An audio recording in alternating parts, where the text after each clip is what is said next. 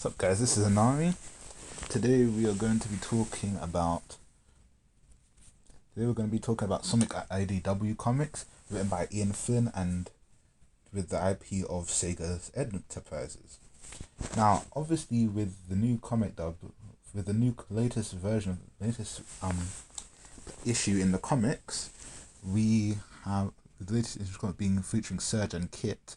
We're gonna be reaching the end of the overpowered mini arc. Which we're not going to be talking about today. We're going to be focusing on Sonic's character and his morals, whether his morals have become compromised. We're also going to be analysing things such as, is Sonic still a good character? Is he a bad hero? All sorts of stuff like that. If you obviously want to see more of this kind of stuff, then feel free to like, share or comment on this video, and let's get started. Here we have a scene from issue 1,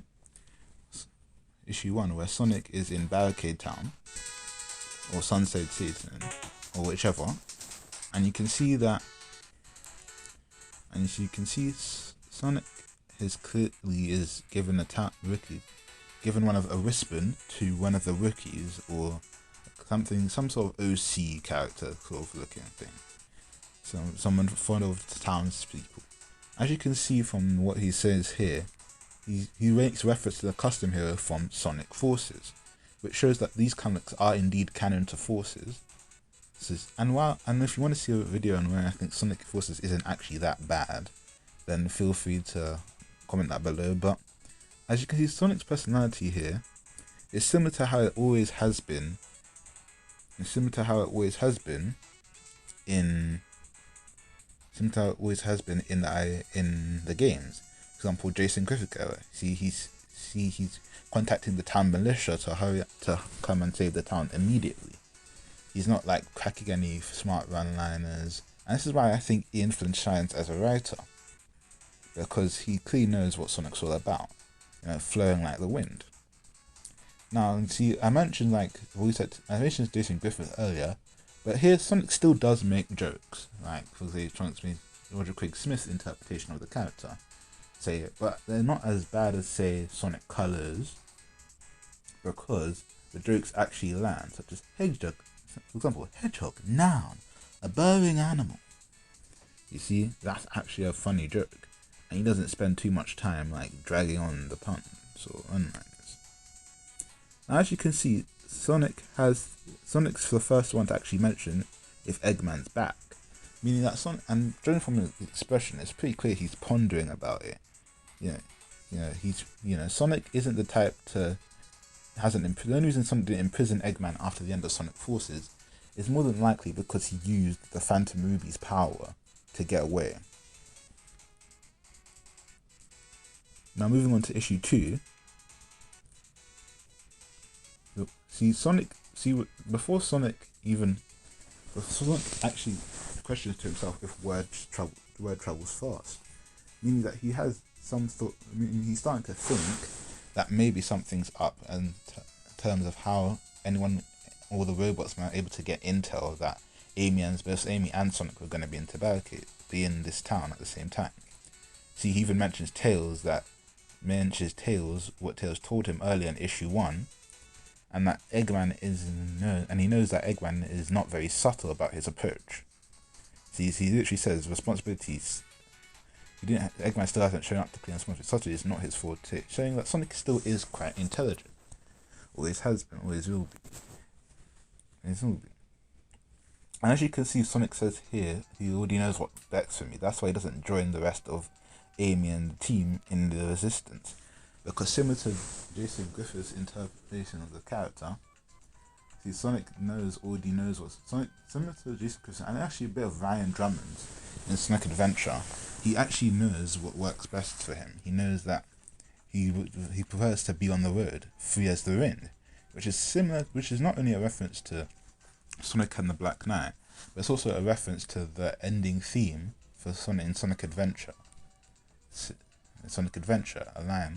A throwaway line, but still a nice epic speech. I don't actually have the panel here, you can't see it, but I just wanted to get the quote. See, this is in issue 3, where he joins Knuckles in Barricade Town. This is definitely Barricade Town, before the fight with Rough and Tumble. It's pretty clear here that Sonic believes that his friends can handle himself. He knows his friends are tough. His friend Knuckles is very tough. Now, if you want to, another video I could also make is like a scaling Sonic and Knuckles together, like their rivalry, due to their rivalry. So that's another time. Now we're gonna skip straight to issue 4, but there is one more thing that I wanted to talk about in issue 3, and that is that when Sonic raises all this, he basically mentions that, hey, I can free you. He motivates them. He still gives epic speeches similar to how he's more so animated interpretation from the Jason Griffith era. For example, the speech he gave to Merlina back in Sonic and the Black Knight again. Now, as you can see here, it says, see here, Sonic knows his limits. You can see his drop of sweat. So with the new character Tango in issue 4, he knows that he can't take on all of these Eggmans by himself, especially since at this point he's been running from town to town. He's not, let's say, in Sonic Forces where he's represented as like the strongest in the world. 50% of the world has, like 99.9% of the world's been wiped out just because Sonic went missing one time. As you can tell, Sonic still has his childlike personality as shown from like the Great Youth era, all that stuff. He's very happy to see Blaze for help. Well, Blaze being from Sonic Rush, and that also proves that things like Sonic Rush may be canon, maybe not, who knows. And again, showing his childlike nature and character as Sonic after crashing into the Death Egg battleship. Whether he does that like weird creepy smile on his face. I'll put it up here if I find it. But yeah. And just like that, that will do for this video. This video was also very unscripted, as you can tell. However, in the future, if you do want me to do more quick videos like this about Sonic the Hedgehog and his analyzing character, please also do the following: like, share, and subscribe, and stay often. This is Anari, the amazing analyst, out.